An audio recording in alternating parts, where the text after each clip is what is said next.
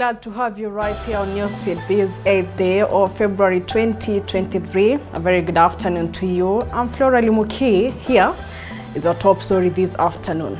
Chief suspect in the murder of designer and fashionist Edwin Kiptoo, alias Chiloba, has denied any involvement in the murder.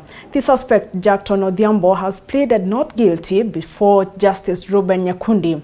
At the Eldoret High Court, the prosecution lawyers have requested the court not to release the suspect on bail. The suspect will be detained until 16th February, when the court will rule on the matter.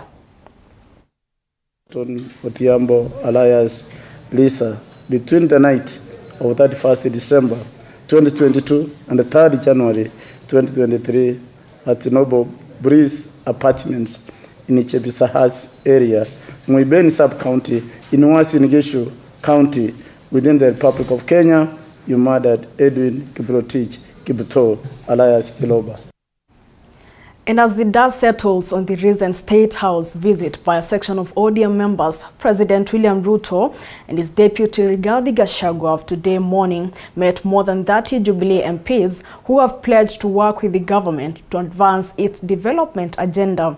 In the meeting, the head of state noted that he will support the legislators, further noting that they should play their part and rally behind the Kenya Kwanza manifesto.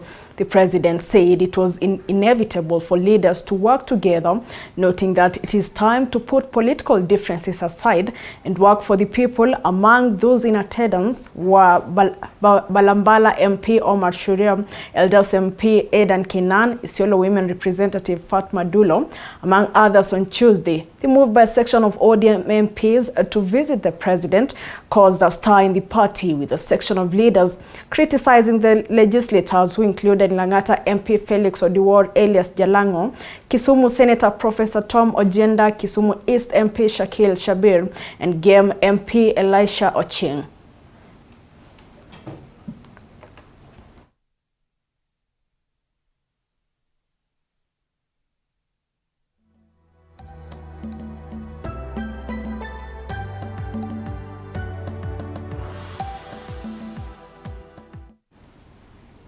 And a section of healthcare workers from Kisumu County have threatened to go on strike from next month if their one-year salary arrears are not cleared by Thursday this week.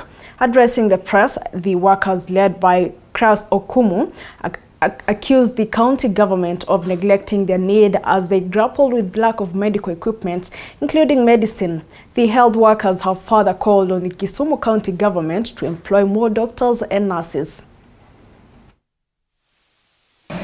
When you do for granted. Yeah. Number 4, unpaid 2021 January and February salaries to a section of healthcare workers.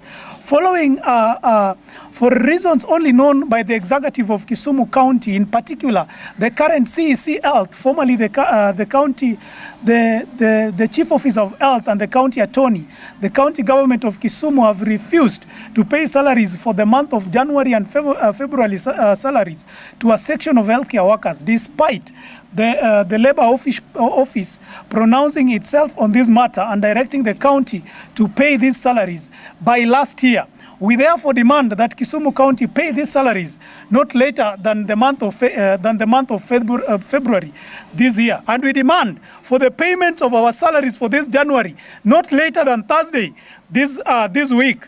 Convert all the current contracted staffs into permanent and pensionable, and we further employment should be done according to the SRC guidelines with all accrued gratuities. Failure to meet these demands, we are going to be left with no any other option but to seek redress using the law, and that include industrial actions as soon as possible and not later than in 1 month's time. So we are calling, in short, what we are saying, that if these things are not met, then we are going to go on a strike. There is no pharmaceuticals like gloves or even syringes to give injections. Healthcare workers have been turned into shop attendants whose only roles are to direct patients to go buy this and that and that. We are no longer providing services, but we have not tools for trade. Go to Vihiga, our neighbor here. The people are being confirmed. But in Kisumu, we are being taken round the circles. In fact, people are being told that they signed this document that your facility in charge approves your name so that your contract can be renewed. You reapply for another 3 years.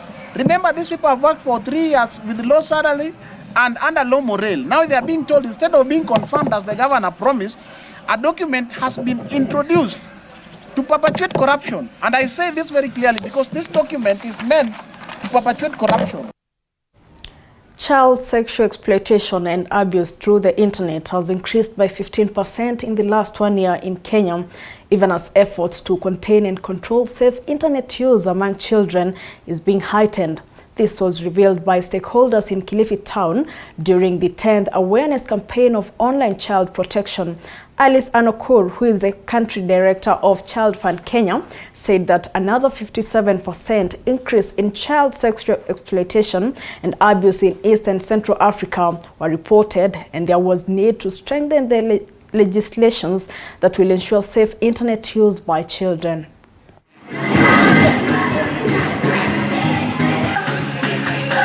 We are working to ensure safe internet for children. At the national level, we are supporting in formation of infrastructure for online child safety by supporting the government of Kenya in the development of manuals for online child education and also standard operating procedures. Zile sheria ambazo ziko za kulinda watoto bado hazijafika. Matumizi ya mtandao iko mbele, sheria bado zinang'ang'ana kufikia yale matumizi na utandawazi ambao ulioko. Awareness to them so that even as they interact with the internet, as they, they engage themselves, because nowadays they are receiving even their assignments through the internet, they can actually be safe. In a bid to empower the boy child in the society, the spouse of Deputy President Pastor Dorcas Rigathi has intensified plans to reform the police sector and the lives of street children who have been addicted to drugs. Speaking when she shared her vision with women of faith from various churches, Pastor Dorcas said women have a huge role in bringing up responsible men in the society. Pastor Dorcas also outlined her vision for mass weddings for disciplined forces, saying this will dignify the lives of the families in the forces, further noting that many women married to police officers are kicked out of police houses once their husbands die in service, rendering the families destitute. Policemen, they go when they are very young. And when they leave, they go to their workstations. And because they are deployed throughout the year, they end up getting your girls, they marry them, and they never legalize the marriage. The kind of job that they do sometimes is very risky. And when those women who get children at the police lines, and it happens in an unfortunate event that young man or that husband dies, the wife and the children are supposed to vacate the police line in 3 months. Should that marriage not have been legalized, and he did not put the woman or the children as beneficiaries or the next of kin, that family is rendered destitute. The other thing that you must also know is that in this vision of mine with the boy child, we don't only want to bring them out of the streets. We want to have a rehab center where the clergy will be there to give the spiritual nourishment, and also the right ministries like the Ministry of Health, NACADA, and all that will be involved to bring out a whole child, a whole man. We're talking to our sons, they don't want to get married. They are saying there are no women to marry. Yes. But when we look around, there are so many girls to be married. Yes. So we are wondering what they are looking for. And I've been telling women, it's not just going to take fathers, it is now going to... Safety. Sexual in nature. And there are also some who are exploited, like blackmailed, but using their photos. So they are forced to do more and more sexual content and share it Sadly, that is happening to our children, and some of them make money out of it, which is an area that we need to deal with, especially when we are looking at poverty in the country and beyond. So children are not necessarily safe while they're in there, and it is important for us to build their values so to be done. And so what we are doing with our partners, the Child Fund and Children Kenya, is that we are trying to create awareness, especially to our children. And the avenue that we have been using is especially at the school level. Kirinyaga County Governor Anne Waiguru has said that there will be no turning back on cracking down on liquor outlets operating the county without licenses. The governor, who emphasized that the crackdown that started a week ago will go on until all operators are compliant, noted that there have been cartels who have been misadvising bar owners not to pay taxes. Speaking in Mwea, where she launched an accelerated roads rehabilitation program for Mwea Rice Irrigation Scheme, Waiguru noted that since the crackdown began, the county has collected 19 million shillings in unpaid taxes from bar owners. Ambao yaza ni wenye bao na sisi hatuna vita. Tumekutana na nyinyi zaidi ya mara mbili before elections. Mukatuambia shida zenu, tukawaambia tutatatua sheria ikibadilishwa. Lakini sheria hatungojei ibadilishwe ndio tulipe ushuru. Sisi tunalipa ushuru kulingana na ile sheria iko. Hata mimi ukiniuliza nitasema ile ambao ninakatwa kwa mshahara yangu ningependa ipunguzwe. Lakini siwezi sema sitalipa mpaka siku ile ifanye nini? Itapunguzwa. Tunafanya lobbying alafu tunaendelea kulipa. Ndio watu waweze kulima na wapate mazao ile inatakikana, na pia wale wanataka kufanya value addition ya nyasi, malori ziweze kuingia, zinaenda kuchukua bidhaa zao. Admitted that the construction of the Embu International Stadium in the next 5 months to host the 2023 Madaraka Day celebrations would be impossible. The governor took a tour to the small-scale trading center near the stadium, who are being relocated to make room for the stadium's expansion and renovation. However, Barira Sori has assured the residents of Nyeri that the construction of the new stadium would begin following Madaraka Day celebrations, where the president is scheduled to preside over a groundbreaking ceremony at the Njukiri grounds. Ningetaka kuambia vijana wa Embu Town na Embu County kwamba tutakuwa tukiajiri watu wengi kufanya kazi hapa kwa stadium ya Moi, kwa sababu ile ingine ya Njukiri haingefanyika na miezi 3, na tunafanya an international sports stadium. Kwa hivyo ndio maana president akasema turudi Moi, tutengeneze kidogo Moi as we prepare the international stadium in Njukiri. Hii stadium inajengwa na wanajeshi, na siku ya leo ndio tumeweza kupatiana stadium officially kwa wanajeshi ndio waanze kazi. Na kwa sababu kulikuwa na watu ambao walikuwa wanafanya biashara hapa karibu na stadium, na hiyo ni shamba ya serikali na shamba ya hiyo stadium, imebidi sasa we relocate them. The Kenya Kwanza Union of Women Leaders in Western Kenya has begun a movement to unite all women in the region by starting an initiative to strengthen their bid for electoral seats in the 2027 elections. Speaking in Kakamega County, the women have asked the elected female leaders and those appointed in government to ensure that they continue the process and visit the entire western area with a message to promote unity. The ANC party members, led by the representative Ruth Ombayi, said they will be respected and bring more benefits to the government if they unite like other communities. Lengo langu ni kurudisha wamama pamoja na kuendelea na uongozi wa chama cha ANC.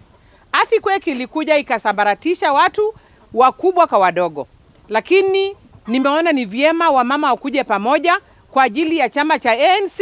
Tuungane pamoja, tuendeleze chama cha ANC, tuinue na tuijenge, turudishe ile strength yenye ilikuwa kwa chama kisimame imara. Tumeanzia tu Lurambi, lakini na imani ya kwamba tutafika kwa sub-county zote 11 zenye zimebaki, tukienda kutafuta wamama kuwarudisha pamoja.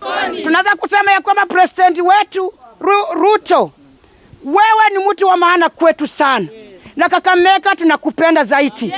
Shikilia mahali penye uko hapo na usitingike hata mahali popote. Sisi ni team Asola. Tuko moja. Na hii muungamano ambayo uko hapa ndio tunajadiliana, ndio tunaleta wamama pamoja kukua kitu kimoja kusongeza serikali mbele. Rais wetu Ruto, tumeshukuru kaunti ya Kakamega ulitupea mama Rusweti. Na wengine wako wengi na wengi.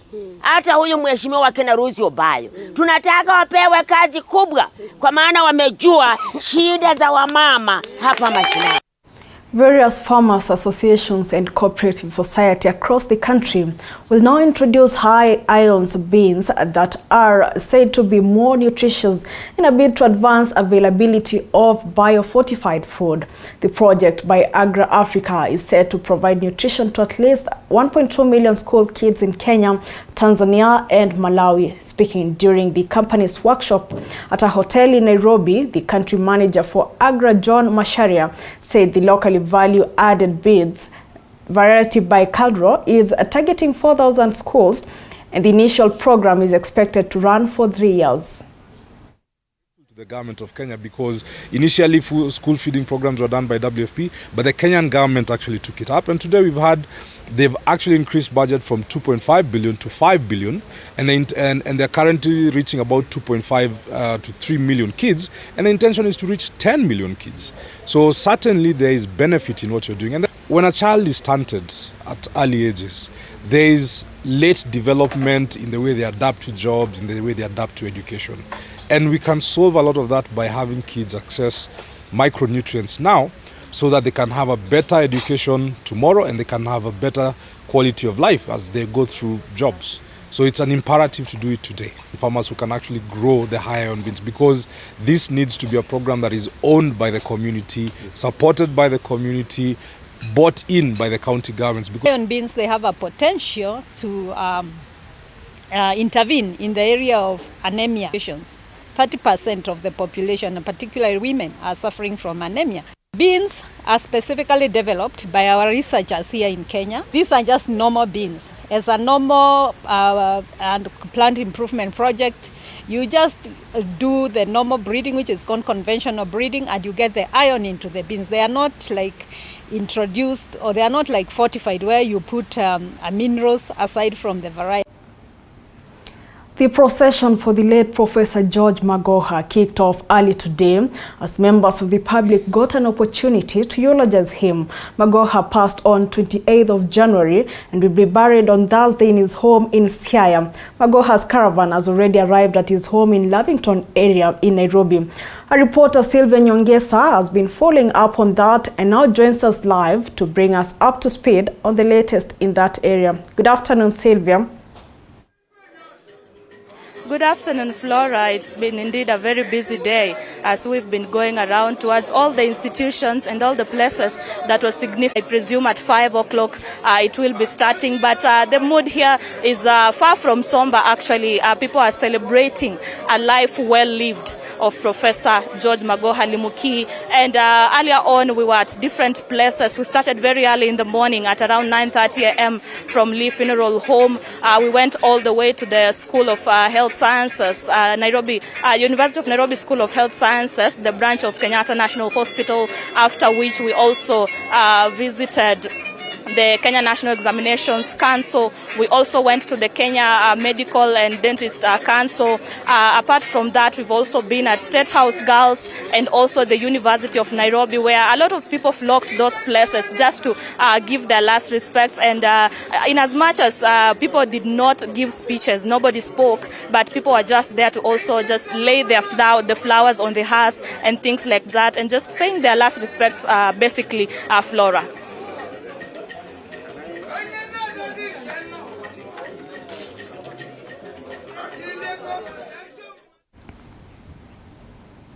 Well, thank you so much, Sylvia Nyongesa, for that update. And of course, we'll be keeping you up to speed on the latest concerning that specific burial for the late Professor George Magoha. Let's now get sporty.